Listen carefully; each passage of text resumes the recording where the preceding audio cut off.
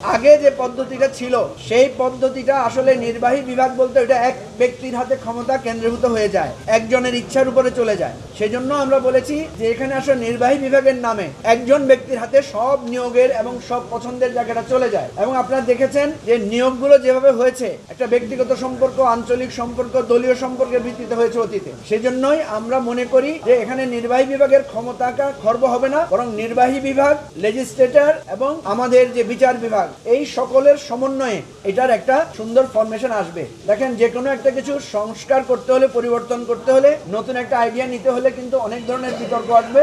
আর এটা ওইটা না, কাপড় ধোয়ার একটাই সলিউশন, চাকা অল ইন ওয়ান।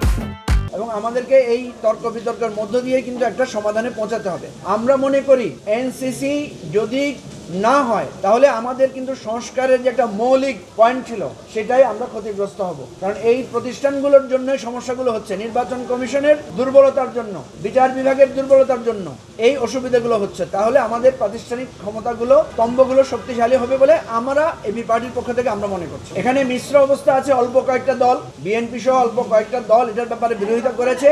আমরা মনে করছি না যে ওনারা এটার উপরে স্থির থাকবেন, কারণ ওনাদের টোনও আমরা কিছুটা নমনীয় দেখেছি। তো এটা মানে আরো একটু সময় লাগবে।